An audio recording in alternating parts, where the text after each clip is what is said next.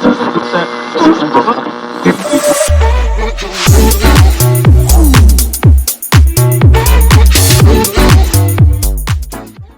folks. Welcome back to TD Talks. Today is September 25th, 2025. I'm back after a little bit. Had to take a little bit of a break. When you have two under two, the schedules get rather jumbled and you got to make it work. So between working and being daddy, it was a little difficult to squeeze in the time to not only record, but then edit and then publish and all that sort of stuff. The TD Talks market commentary. But we are back. So let's look at market recap, kind of where we stand today, as we are here right now on September 25th. So stock market today has pulled back a little bit. It's been doing it the past couple days. So far for today, the S&P slipped about 0.5%. And technology stocks, the ones that have been leading the rally for months, have hit a pause, which is nothing crazy. Like we see this all the time. We see these big run-ups and then these pauses where it takes time for cash flow to pour back into them to push those prices up.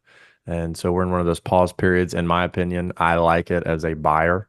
I like a little bit of a pause. You can't really get any good purchases done when everything's running up every single day. So on the other hand, energy stocks are having a good day with oil prices pushing higher. Why the pause? Federal Reserve Chairman Jerome Powell made some comments recently that spooked investors. He said stock prices are fairly highly valued, and that's Fed speak for things might be getting a little too expensive.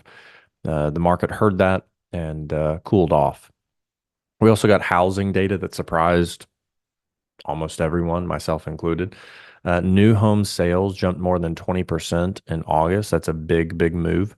On one hand, it's great news for builders and the economy. On the other, it complicates the Fed's job. If housing is strong, maybe they don't need to cut rates as quickly as Wall Street hopes. So, if you're one of those people who you're wanting rates to go down, but you're aggressively buying real estate, that's where there's this confusion is lingering. Like if the economy's not strong enough to keep rates high, and we need to reduce them. But then we turn right around and see that purchasing is not only strong, but getting stronger in real estate, that it makes it difficult for them to be able to, cut rates. Here's the bigger picture, in my opinion. The market has been charging higher, but leadership is narrow. There's a handful of giant tech companies that are carrying most of the weight that can't go on forever at this pace, in my opinion. I think it'll remain strong, but this has just been wild. So for the rally to last, smaller and more traditional companies need to, join the party. At the same time, businesses are quietly reporting softer demand. Factories are building up inventory, meaning goods aren't moving as fast as they'd like, and that's a yellow light flashing in the background. Here's my take for long-term investors. I don't really know how to talk to short-term investors because I'm not a short-term investor. I don't think in short-term pretty much ever. I'm always playing the long game. So what do you do with this info, long-term investors? First, don't panic. Markets breathe in and out. We just went through a major pullback in April, which was a beautiful buying opportunity. Pullbacks are normal, but if you're heavily loaded into those high-flying tech stocks and that have doubled or tripled, it might be time to trim a little and spread your money into companies with steady cash flows. Think consumer staples, industrials, even some energy. Energy's been kind of my favorite play, in my opinion. They're just strong. They're performing well, and there's going to be a lot of demand for them in the future with these AI data centers. Second, some folks may say hold a little cash on the sidelines. Volatility is not it's not your enemy. It's a source of opportunity, and I think that that's true the way I view things.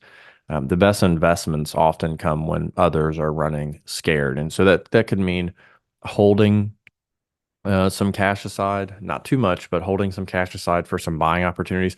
Or one of the things I like are covered call ETFs, just because the underlying equities are growing, but you're also collecting some premiums for those covered calls that are being sold against some of the equities in that ETF.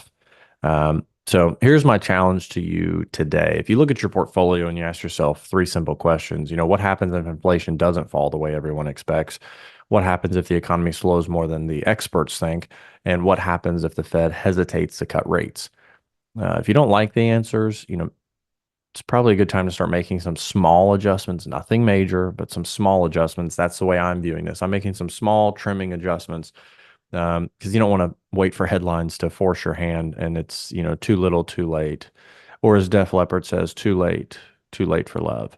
So that's it for today, folks, here for TD Talks. Remember, investing isn't about predicting the next move. It's about preparing for it. So stay focused, stay disciplined, and play the long game. Thanks for listening. I'll be back here soon with more market commentary. The views and opinions voiced in this podcast are solely the views and opinions of Taylor Davis and do not reflect the views or opinions of any other entity or organization. The content provided is for informational purposes only and is not meant to be specific investment advice for any individual. Please consult with your financial advisor to address your unique circumstances. Taylor Davis does not provide legal or tax advice.